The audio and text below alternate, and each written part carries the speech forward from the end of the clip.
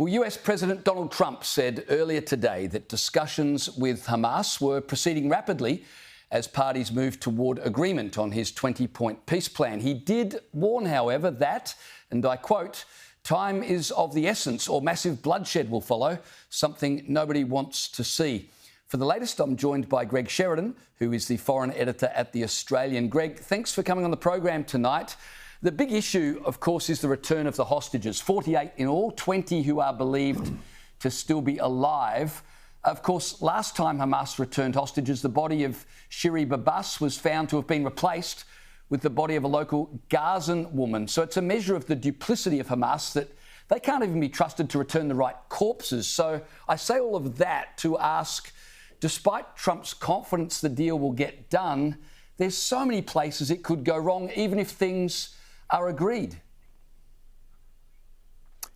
Well, that's right, James. So I agree absolutely that Donald Trump deserves a lot of praise for this deal. This is the only constructive thing that's happened in the last 2 years. It puts to shame the idiotic nonsense of our government in recognising a Palestinian state that doesn't exist. According to Marco Rubio, when the French did that, that led Hamas to abandon negotiations, and it led Israel to consider annexing part of the West Bank, which would have been a big mistake. So Trump has given us the only positive thing in the last 2 years, really. But it can fall over in a million different ways, and Hamas is already rejecting certain key parts of the deal. However, I think Trump himself is slightly bluffing when he says otherwise there will be terrible bloodshed. I don't think the Israelis can do anything more terrible than they've been doing lately.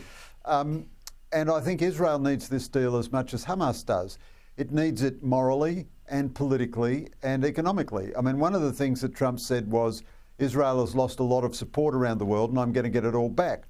Now, that's another smart comment by Trump. It shows that Trump understands one of the really bad dynamics underway here is that Israel is becoming, except for the United States, a pariah state. That's terrible. It's grossly unfair. It's wrong. I think Israel's current military actions are excessive, but Israel should not be a pariah state. But if we don't get this deal, I don't think Israel can just go on endlessly doing this. I mean, they might go back to doing this for another couple of weeks or something. But in fact, in the fine print of the deal, it says it can be implemented in those parts of Gaza which are not controlled by Hamas. My guess would be if this deal falls apart, you might see its implementation anyway in that majority of Gaza which is not controlled by Hamas. Well, speaking of Hamas, the leader of the Hamas delegation was on TV at the weekend saying the deaths of Gazans would be, he said, part of the price paid to help pave the way to Jerusalem, a stain that will forever haunt the occupation. I'm just wondering, how do you negotiate with someone who talks, even in the middle of peace negotiations, with Jerusalem still as their ultimate goal? Yeah, well, you're absolutely right, James. But that's the truth, which, the Albanese government in all its fatuous, comments about this matter ignores. Hamas is not in any sense a reasonable interlocutor. It is a dedicated terrorist group which follows an extreme Salafist, almost death cult ideology. It hates Jews and it hates Americans and it hates all of the West, but it particularly hates Jews. In its cosmology, Jews are a mortal enemy always, so it's never going to have peaceful coexistence with Israel. But what the most intelligent Israeli policymakers have been talking about lately, strategic analysts like Ehud Yari and former IDF commanders and former heads of many of the intelligence agencies, is Israel is going to have to work out how to bring this to a conclusion without giving Hamas a veto over it. At the moment, Hamas can just say, we're going to keep fighting, and Israel just goes on with an industrial level of bombardment and so on. That's not sustainable. The moral cost of that is too high. There are too many people dying. And also the military benefit of it is very small, because even if you killed every single Hamas operative today, tomorrow the young guy who wants to be an Islamist extremist will say, hey, I'm Hamas Mark II. and then you've got the same problem.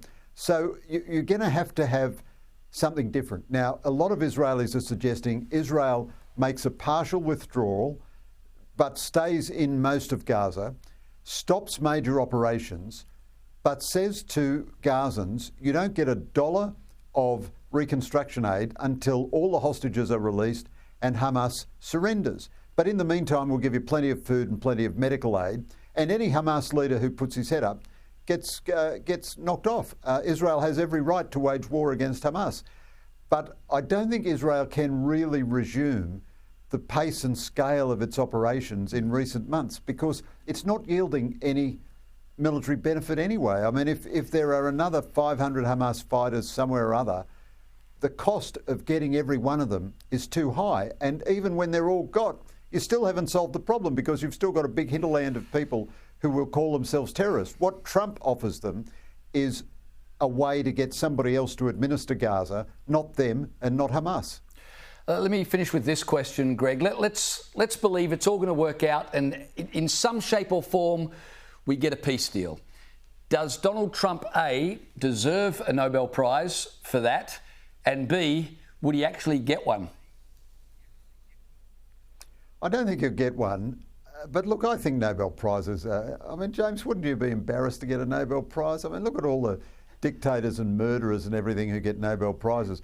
There's an old saying, you know, 1 Nobel Prize and you've got a chance of peace. 2 Nobel Prizes and the conflict will never be solved. I mean, North Vietnamese murderous dictators won Nobel Prizes for making peace with the Americans over the blood of the South Vietnamese, and they never honoured the peace deal anyway. I think the fact that Trump is so obsessed with the Nobel Peace Prize is a big mark against Trump. But on the other hand, he's probably having fun with it now. It's a MAGA campaign to get him a Nobel Peace Prize. I can think of nothing that is of less consequence, but it's part of the great Trump circus, and, you know, I suppose good on him for it, really. Maybe they could run it like a Eurovision Song Contest, and the more votes he gets, the bigger chance he's got of getting that. But look, he should worry much less about that. I don't think he really is worried about that, notwithstanding all of this. A lot of what Trump does is a kind of an in-joke, you know, it's a self-parody.